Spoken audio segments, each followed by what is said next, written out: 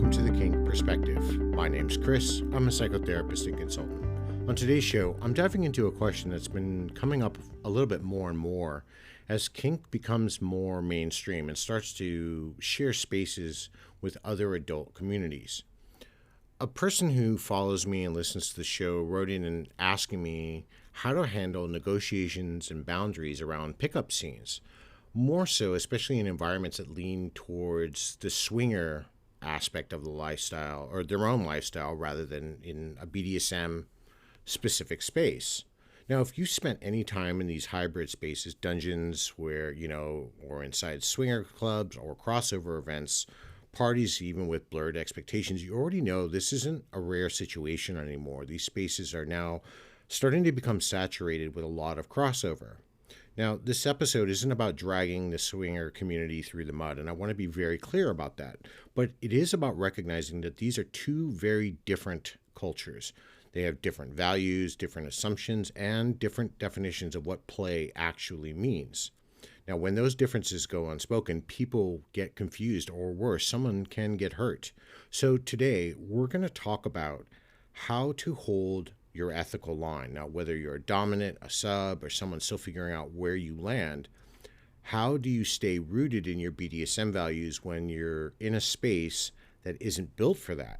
Now, before I get into all that today, I want to take a moment, as I always do, and I want to thank all of you, you new listeners, you longtime listeners alike, for your continuing to support and share the show. I really appreciate it. The show is growing more and more. There's more people tuning in to Instagram and Spotify, more people coming in on YouTube, more people sending in questions, and I thank you for all of that. If you are enjoying the content, do me a favor. Please rate, pass an episode along to someone who might need it.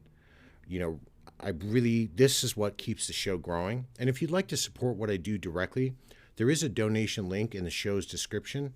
Every bit helps me keep these conversations going. All right, so let's get into all of this by starting where we need to, with a clear look at the difference between swinger culture and the BDSM as a lifestyle. Now, these are two different worlds, all right? To really get into this topic, we need first to lay out something, and that really gets glossed over when we're looking in our modern kink spaces nowadays. Swinging and BDSM, they're not the same thing. They're two different worlds. They're two different ways to live your life with different purposes, different expectations, and different emotional frameworks. Yes, can they share a space? Absolutely. Yes, you'll sometimes find dungeons inside of swinger clubs or crossover events that invite both groups. But being in the same room doesn't mean you're living by the same rules. So let's start with the swinger culture. Swinging, at its core, is built around mutual sexual access and recreational pleasure. Now, most of the time, it's couple-centric, socially oriented, and sexually open.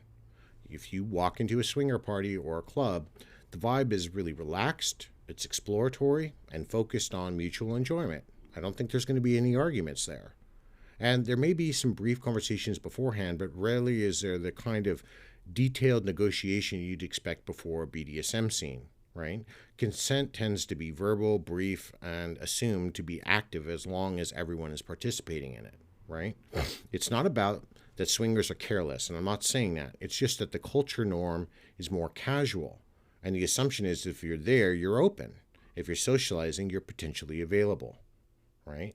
Roles in swinger spaces tend to be a little bit more fluid. They're not typically, there's not a hierarchy or a defined power structure. It's about mutual pleasure, not dominance and submission. And people might take turns and, they might even experiment, but rarely is there any emphasis on authority, protocol, or long-term roles. There's little concern for the psychological containment because the goal isn't emotional transformation. It's often just that physical connection and sensation. So let's get into the contrast here with our lifestyle.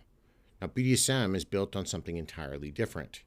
Now, here we're talking about intentional structure, negotiated authority, and psychological depth. The kink itself, whether it's impact, restraint, service, or control, interrogation, it's often just the surface, right? Underneath that is the framework of communication, ethics, and self-regulation. And that creates the space for that kink to be safe and meaningful and in a lot of ways transformative. Consent in BDSM isn't just a yes or a no. It's layered. It's very explicit, and it's often revisited, right? And most of all, it's really deeply personal. There's a reason we negotiate scenes the way we do, because we're not just dealing with bodies. We're dealing with our nervous systems, our emotional responses, our power dynamics that can trigger real psychological impact if it's handled poorly. And unlike in swinging, roles in BDSM carry meaning. When someone identifies as a dominant or a submissive, a top or a bottom, a master or a slave, those aren't just costumes or momentary identities. They often represent deeper parts of who we are and how we relate and what we're trying to explore. Now, even in the short term or a pickup scene, that hierarchy is acknowledged and respected. And when it's not, the scene breaks down. And here's a real critical distinction.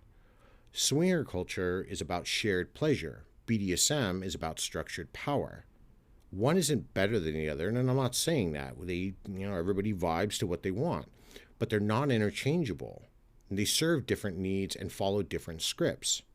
That becomes the real problem when someone walks into a dungeon expecting BDSM standards only to find the space operating by swinger expectations or vice versa. If you're not aware of which world you're in, your assumptions about consent, safety, and structure can quickly fall apart. And here's where the psychological angle matters, because when people bring BDSM expectations into a swinger-coded space, they often experience confusion, frustration, or even sometimes a sense of being unsafe. That frame of reference, how do they know if the scene's valid? How do they know if the other person understands boundaries, what aftercare means? And sometimes that doesn't even translate at all. The unspoken rules of swinger spaces don't account for the kind of emotional vulnerability that BDSM can stir up. Now, the flip side of this is that if someone from the swinger background walks into a BDSM space, assuming that they can flirt or that, attraction might be enough to initiate play, they are going to be sorely mistaken, and they're going to be surprised to find themselves that they're going to get shut down. They're probably going to get redirected or publicly corrected, or a DM might even ask him to leave the space. It's not out of hostility that this is happening, but out of commitment to a different code. So no, these two cultures don't speak the same language. They may both use the term play, but what they mean by it and how they prepare for it are worlds apart. And that brings us up to I'm going to talk about next. What happens when you're in one of these hybrid spaces, someone asks you to play, and right there, how do you know what you're actually being asked to do is safe, is structured, or even aligned with your values, depending on what world you're coming from? So let's talk about the psychological pressure and these pickup scenes. Let's take for a moment that you're in one of these mixed spaces, a public dungeon inside of a swinger venue or a hybrid party, whatever the case may be, and these lines between the cultures are very blurred. Music's playing, people are chatting along, play is happening around you. Maybe there's couples in the corner having sex, whatever the case may be, and someone turns to you and says, "Hey, you want to hit me with that?" Now, that moment right there, that ask, is where it starts to get very tricky. In swinger-leaning environments, what's being asked usually isn't a scene. They're not looking for that. They're not looking for impact play or rope play, right? I don't go to them. Maybe they're doing that, but that's a whole other conversation, right? But to me, it's not a structured dynamic. It's an invitation to engage sexually or physically. And in a space where these things often move quickly and informally, right, the person asking might not even think of what they're actually doing, as BDSM. They may see a flogger, they're going to, feel curious and want to try it out. They're likely approaching it from a sexual energy, not a power exchange one. So when we say, "Hey, you want to hit me with that?" what they're often really saying is, "You seem like someone who knows how to use this, and I want to experience this." The problem with that, they're not prepared for what that experience actually requires in a BDSM context. And that's where the pressure shows up. You're not being invited to negotiate a scene. You're being pulled into a sexualized environment that treats kink like it's entertainment. Now, if you say no, you risk disrupting the flow. If you ask for negotiation or clarify some limits, you risk possibly, checking somebody's emotional tone even. That could be met with a lot of confusion, maybe even anger. And it's not necessarily disrespect, but it's going to be a lack of the shared framework between two different people. And the swinger culture doesn't operate with pickup scenes, right? That's not what we're doing. They're not, as far as I know, they're not, unless they've co-opted BDSM, which they shouldn't, they're not setting it up in the way that we operate things. It's nothing against them, and it's not an attack. It's just not what they do, right? It operates with sexual openness, fluid access, and low pressure engagement. And in that environment, playing is often synonymous with sex, hooking up. There is rarely a pause for emotional readiness, hierarchy, or the impact of power play. And when BDSM tools or dynamics get introduced into that space, people unfamiliar with the lifestyle might see them as just one more fun thing to try rather than a framework to respect.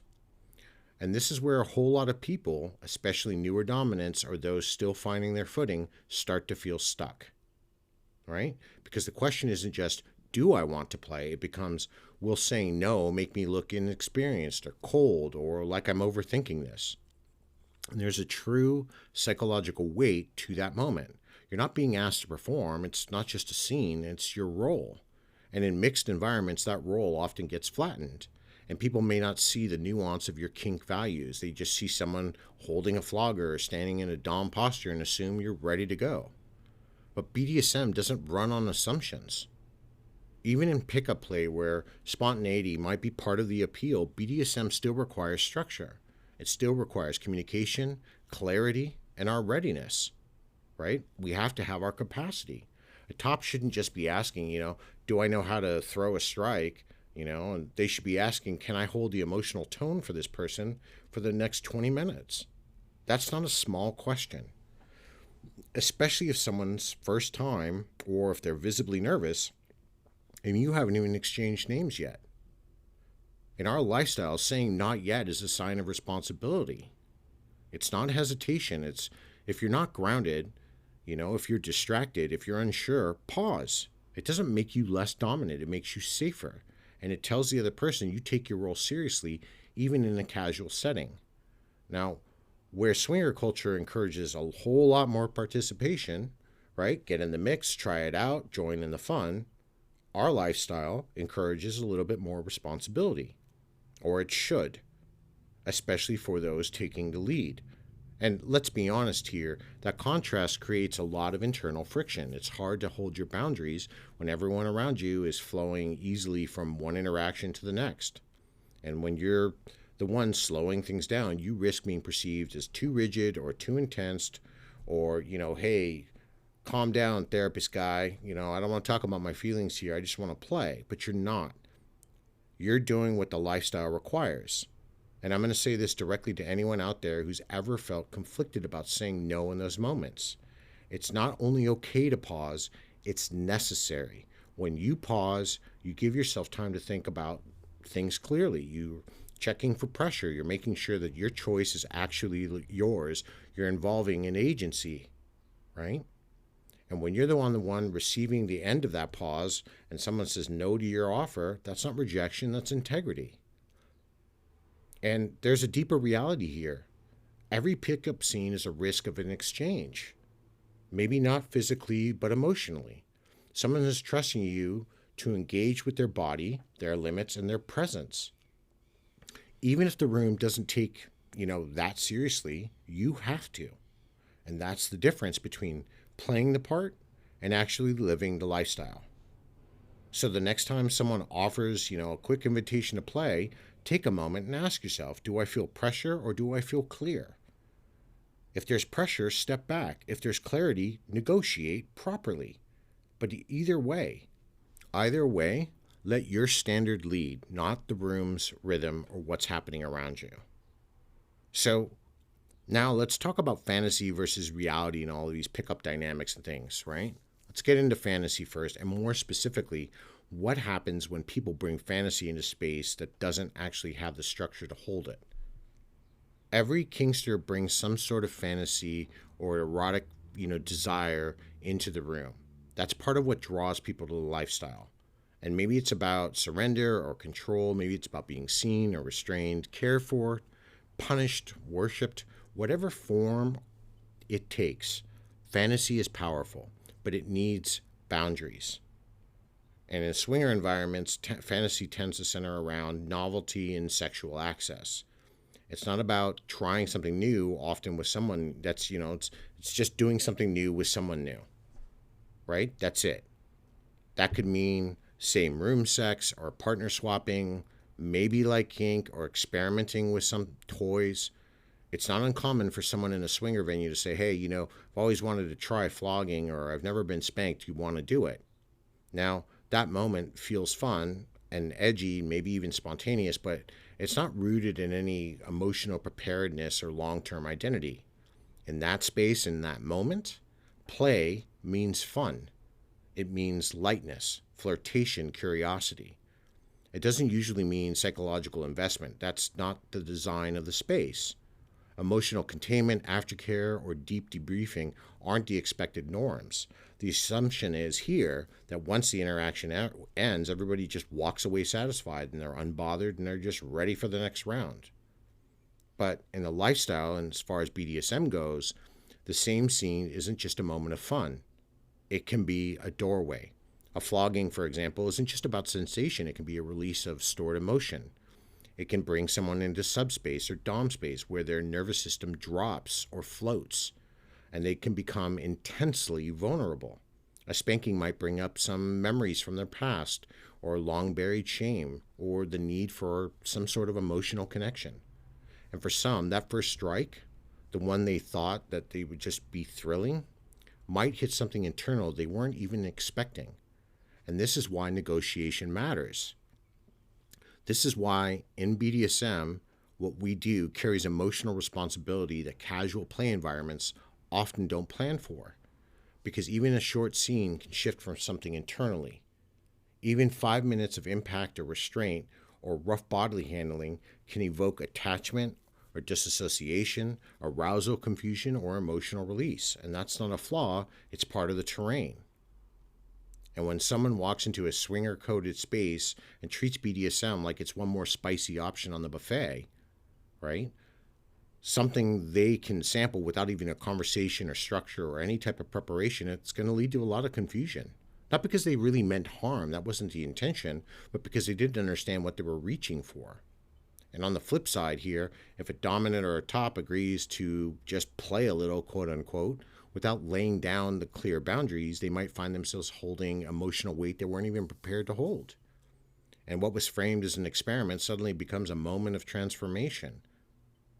And if you weren't ready for that, the other person might walk away confused or shaken, or worse, they might even feel abandoned. And this is where things go wrong. That fantasy didn't match the reality, and neither side knew how to bridge that gap. And in swinger environments, fantasy tends to live at the surface. The excitement is the newness. The validation comes from being wanted or being seen as adventurous. The depth, however, often stays minimal by design. That's part of the appeal. But in the BDSM lifestyle, fantasy is something that can take, you inside of yourself. It can reveal a lot of emotional truths, patterns, or even longings you weren't even aware of. And it's not uncommon for a submissive to cry after a scene. It's not rare for a top to feel unexpected guilt or tenderness. This is a psychological process. It's not just a physical activity. And that's why negotiation isn't a formality for us. And aftercare, if we negotiate it in or don't, is part of what we do in these scenes. They're the container that holds the fantasy in a way that respects both the body and the emotional system. And here's a bottom line for you all. The swinger model treats play like a social activity. And I'm not saying that's wrong. It's just different. BDSM treats play like a psychological process. And when someone walks into a space expecting one and ends up experiencing the other, there's almost always some kind of emotional fallout.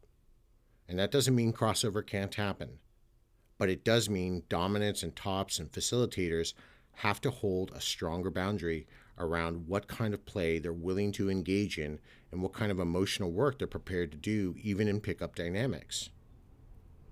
So, how do we navigate all of this in maybe some sort of ethical manner in these mixed spaces? So, let's say, for example, you're at one of these crossover events, and it might be a play party, whatever, instead of a swinger venue or some hybrid club night or some kink-friendly gathering where the theme is vague and the rules are looser than you're used to, right? Maybe you're holding a flogger. Maybe you're in your leathers. Maybe you're just standing there. You're calm and composed, and someone walks up and says, "You know what? You look like you know what you're doing. You want to show me?" And this is where things start to split.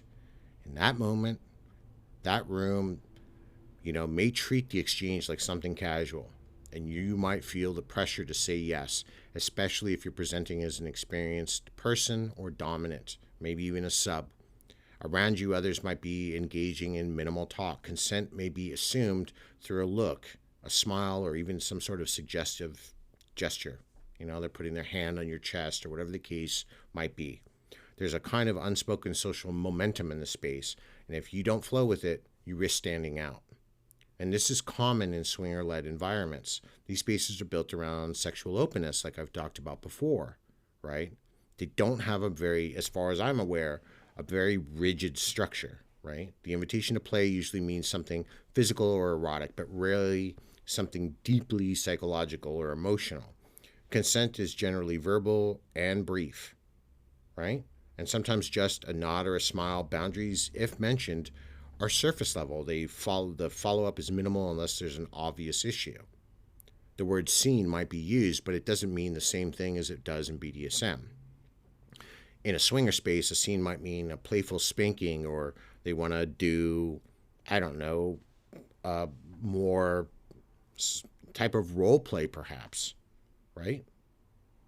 But all of those things, while they're fine and they're performed in the moment, but they're not done with a whole lot of discussion or intention beyond the fun of the act. It's driven by their curiosity and that attraction, not the negotiation and not the power exchange.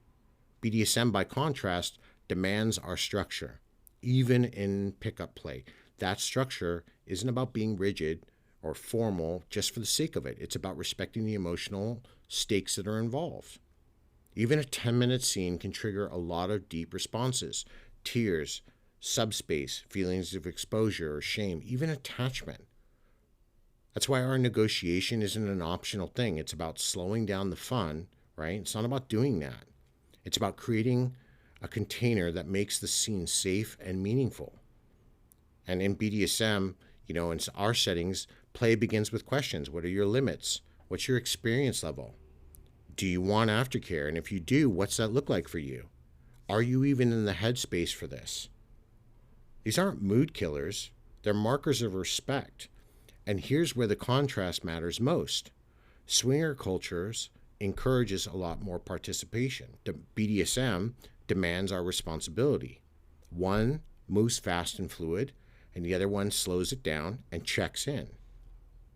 Now, I'm not going to say this is completely across the board before I start getting some angry emails that this is the way my club I am. That's fine. I'm going to a more generalized sense of the clubs that I've heard about around the world.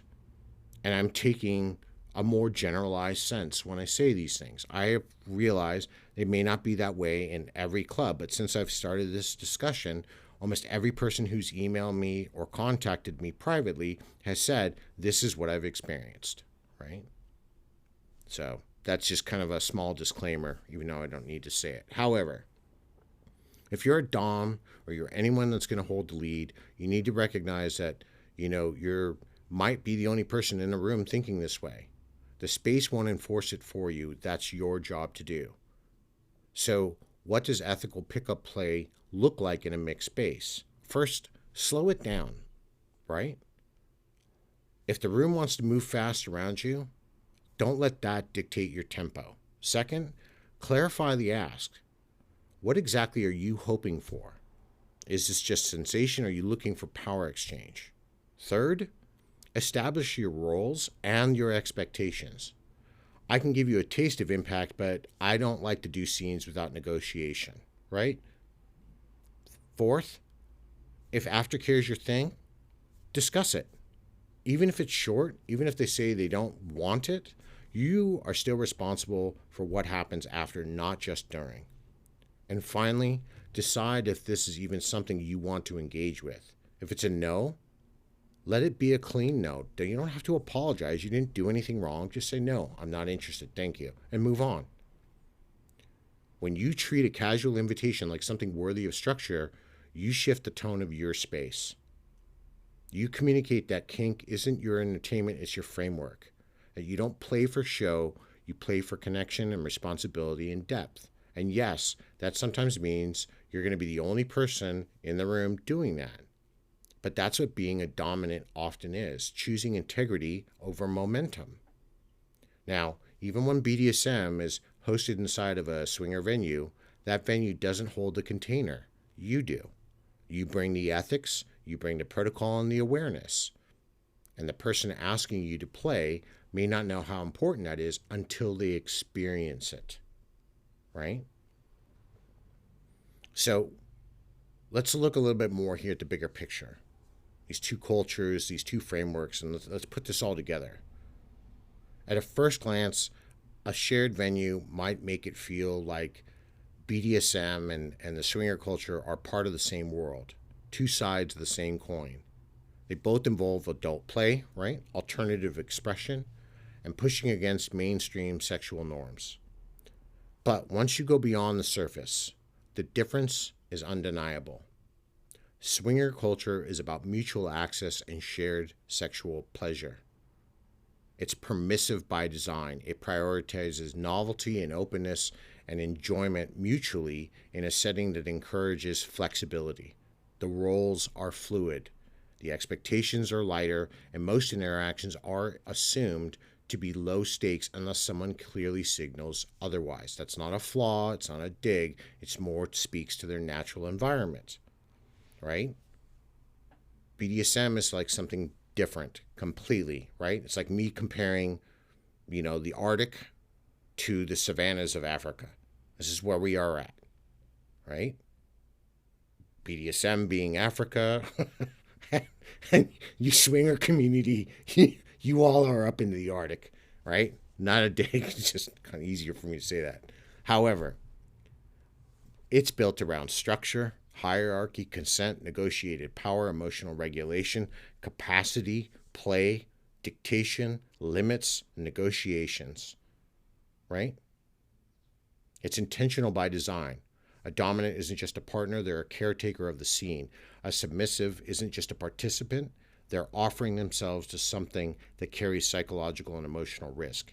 Even when it looks similar on the outside, impact play, restraints, role play, the internal framework is completely different. And that's why it's so important not to blur the lines between these two cultures. Now, that doesn't mean you all are going to stop it just because I'm saying it. That's fine. I have learned long ago, I saw the crossover happening 15, 18 years ago. I wish it wouldn't, because they're separate environments. It's not because I believe they shouldn't be. It's just they're two different worlds. In my lifestyle, BDSM and sex aren't even synonymous. They're not even in the ballpark. Yes, you can negotiate them into your scenes or into your dynamic, but that's not inherently given. You go to a swinger party, you know what's expected, that you're probably going to have sex with somebody. At the very least, you're going to be watching others have sex, right? These aren't just two styles of adult fun. They're two entirely different frameworks. They have different rules, they have different risks, and most importantly, they have different expectations of what consent, presence, and responsibility looks like. And when these cultures overlap, and they increasingly do, dominants and submissives can't assume any type of shared understanding. You can't assume that because someone used the word scene, they mean the same thing to you, right? You can't assume that because someone asked for impact, that they understand what that means when you do it with a kink-based framework and they do it maybe more of a sexually based framework. And you absolutely can't assume that a shared venue means shared values. Your job is to clarify if you're a dominant or to understand better if you're submissive, because safety isn't about what the club allows. It's not about what the venue encourages or what the crowd is doing around you. Safety is about the values you bring with you, the standards you hold, and the way you communicate and the responsibility you're willing to carry for both yourself and the person in front of you. And yes, that often means being the one who slows things down, the one who asks for deeper questions, the one who says no when others are saying yes. That's not rigidity, it's integrity. And that's what leadership in kink actually looks like. And to the person who asked me this question, you were right to hesitate. You saw the gap, you sensed the mismatched, right? You were wise enough not to override, what you felt just to fit the tone of the room. And that's the mark of someone who isn't just playing at this, but someone who's living with intention. And for anyone else who's listening, especially those of you that are navigating these blended spaces more and more, bring your ethics with you. I challenge you to that. Bring your protocol, your sense of pace and responsibility. Let the venue be what it is, but don't let it define your values. Because at the end of the day, kink is not about the tools and the toys we use. It's about how we hold power, how we hold emotion and trust, especially when no one else around us is paying attention. Now, I want to thank RT for, I'm not going to use his name because, I respect somebody's privacy, but I want to thank RT for bringing this topic to me. I think it was important. I actually had something else slated, but this I wanted to kind of jump on. And what you raise isn't just a personal question. It's one that reflects a lot of real world and growing challenges in today's BDSM spaces. And as more of these events and venues and communities blend different adult cultures together, we're going to keep running into moments where assumptions are going to start to clash and where clear values are the only thing that keep us grounded. So if you're listening and you've had an experience navigating these kind of blurred spaces, whether dominant or sub, switch, or observer, I want to hear from you. Send me your questions. Give me your thoughts. What are your concerns about all this, right? This show has always been about making a space for these conversations that other people avoid and other shows out there tiptoe around because they want to toe a line to make everybody happy. I don't do that. This is me. My only accountability is to my audience. But even then, I'm still going to talk about things that are uncomfortable because you know what? Somebody has to. And the only way that we keep this going is by staying in this dialogue together. Now, as I'm going to bring my show to a close today, a couple more things. I am working on a new worksheet for the community that will be free of charge. It will be on my website. You can go and download. Like I said before, I currently have quite a few worksheets you can use, download for free, and stop paying all these astronomical fees for consent, right? You shouldn't be paying $5,000 to some organization out there to teach you about consent. Start looking it up, find free resources, and use them, and ask others. Right? That stuff's ridiculous to me. Save your money. The world's in a tight spot. So be careful and be mindful of all that stuff. But I will have a new worksheet out here in the next couple of weeks. I don't know when. Yes, I've got Hi There Catsuit that's going to come on the show. He hosts a show, Authentically Kinky. I really love the engagement there. Cannot wait to bring him on. I've still got to bring on Red Leather. My apologies to her. I got to communicate and do some things. I'm still doing the other show, yes, in the Middle East. I promise it's going to happen again. We have to talk about these things. And again, I want to be very, very clear here. I want to talk about something personally.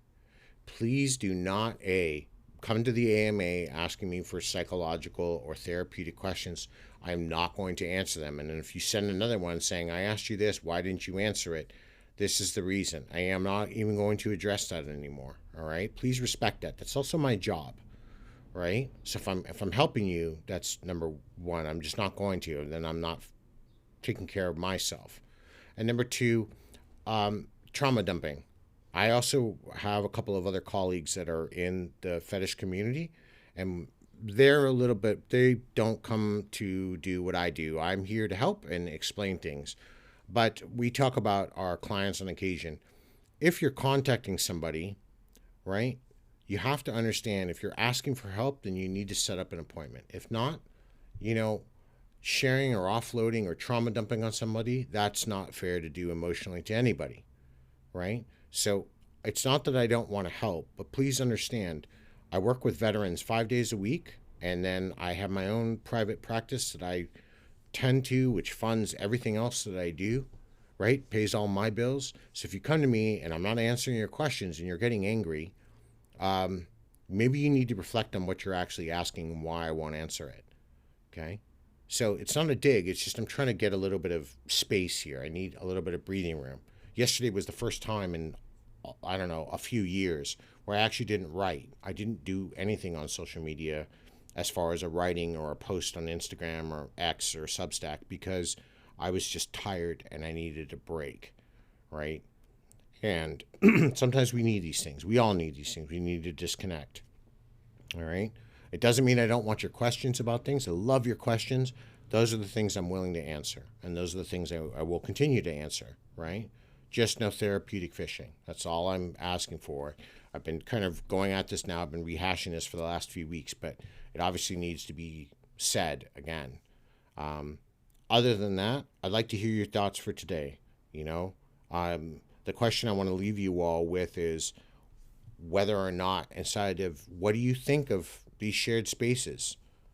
Do you enjoy being inside of a co-opted hybrid space? Or do you feel you can't really be who you are? Right? So let me know your thoughts. What's going on? Don't forget, I have a book out there, Tangled Desires, the intersection between psychology and BDSM. It is in the low end of any book search, but you can find it. There are links for it. It's not very expensive because, you know what, it's a little bit repetitive and heavy on the psychology, but you might get something from it. I think it's like $5. I don't even remember. But, you know, hey, if you want that, that's there. If you have any other questions, please feel free to reach out. thekinkperspective@gmail.com. Get a hold of me there. Continuing the conversation even on Fetlife. Until next time, everybody, be safe, stay kinky.